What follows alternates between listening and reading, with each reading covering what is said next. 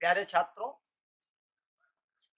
आज YouTube के इस चैनल पर आपका फिर से स्वागत है। आज हम सब संधि परिचय के अंतर्गत संधि का परिचय, संधि की जानकारी और वर्णों का संधि कैसे किया जाता है और संधि विच्छेद कैसे किया जाता है, इसके बारे में हम सब जानकारी करेंगे। संधि का अर्थ होता है जोड़, अर्थात दो या दो से अधिक शब्दों को जब हम वर्णों की सहायता से जोड़ते हैं तो वो संधि होती है। वैसे जोड़ने की और भी क्रियाएं हैं, समास के द्वारा भी शब्दों को जोड़ा जाता है, लेकिन यहाँ पर हम बात संधि की करते हैं। संधि के लिए एक विधायी सूत्र संस्कृत में कहा गया है, परासन्निकर्षः संहिता। परासन्निकर्षः का अर्थ होता है अत्यधिक समीपता, जहां वर्णों की अत्यधिक समीपता होने के कारण वर्ण में परिवर्तन हो जाता है, उसको हम संहिता कहते हैं। और उसी संहिता को हम संधि के द्वारा भी, संधि को भी संधि के माध्यम से भी या संधि के नाम से भी जाना जाता है। तो इस प्रकार से अगर सरलतम परिभाषा अगर संधि की मानी जाए तो वो ये होती है कि दो वर्णों के मेल से उनमें होने वाला परिवर्तन संधि कहलाता है। अब ये वर्ण तीन प्रकार से मिलते हैं। दो स्वर आपस में मिलते हैं, एक स्वर और एक व्यंजन आपस में मिलता है, और दो व्यंजन आपस में मिलते हैं, और विसर्ग और स्वर या व्यंजन आपस में मिलते हैं। इस प्रकार से जब दो स्वर आपस में मिलते हैं तो उसको हम स्वर संधि कहते हैं। एक स्वर और एक व्यंजन या दो व्यंजन आपस में मिलते हैं तो व्यंजन संधि, और जब विसर्ग के बाद स्वर अथवा व्यंजन मिलते हैं तो विसर्ग संधि। इस आधार पर संधि के तीन मुख्य भेद किए जा सकते हैं। पहला है स्वर या अच। अच इसलिए क्योंकि माहेश्वर सूत्र के अनुसार आ से और चा के बीच के वर्ण जो होते हैं वो स्वर वर्ण होते हैं, इसलिए इनको हम अच कहते हैं। दूसरा है व्यंजन, व्यंजन को हल कहते हैं, व्यंजन या हल संधि।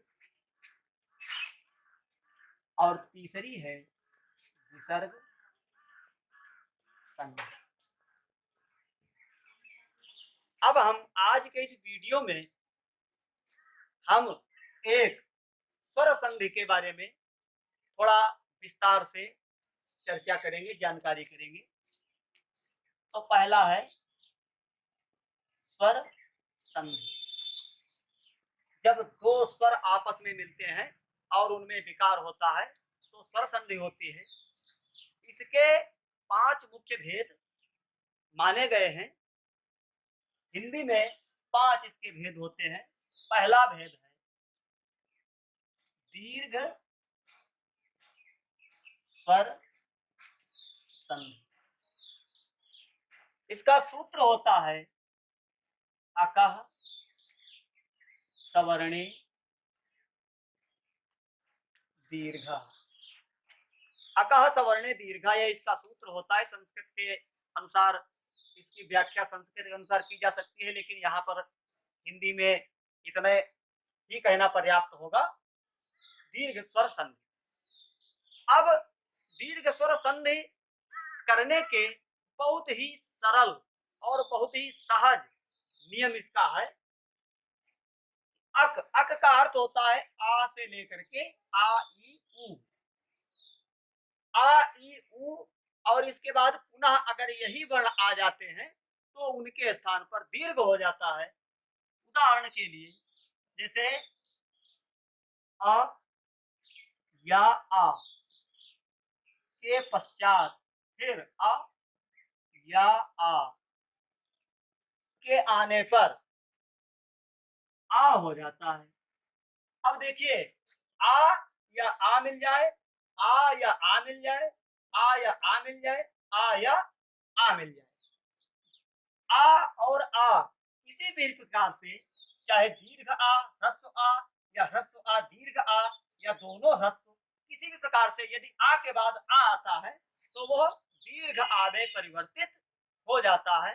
उदाहरण के लिए, जैसे एक शब्द है देव और आत्मा।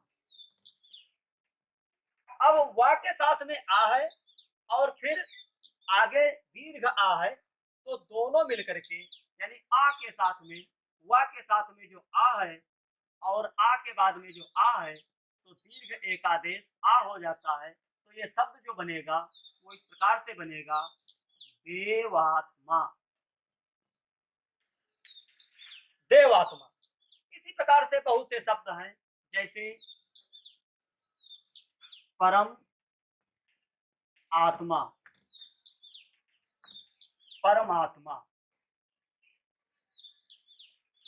इस प्रकार से बहुत सारे शब्द हैं, उनको हम इस प्रकार से कर सकते हैं। जैसे पालिका अध्यक्ष, पालिका प्लस अध्यक्ष।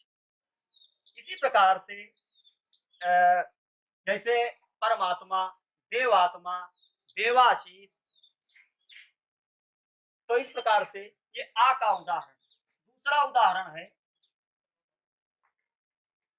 ई या ई के पश्चात पुनः ई या ई आने पर दीर्घ एकादेश हो जाता है। उदाहरण के लिए, जैसे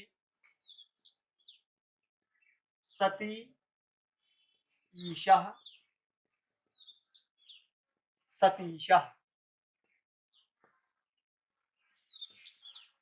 रजनी ईशः, रजनीशः।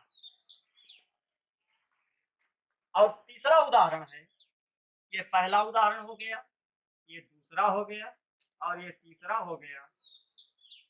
ऊ या ऊ के बाद ऊ या ऊ के आने पर पुनः ऊ हो जाता है। जैसे भान उदय, भानुदय। भानु प्लस उदय, भानुदय। तो ये संक्षेप में दीर्घ संधि बनाने का ये नियम। अब कोई भी शब्द हो उसका बहुत ही आसानी से संधि किया जा सकता है और संधि विच्छेद भी किया जा सकता है। जैसे कुछ शब्द है उनका हम संधि विच्छेद करते हैं। देवात्मा, परमात्मा, नदीशः, रजनीशः, वधूत्सवः,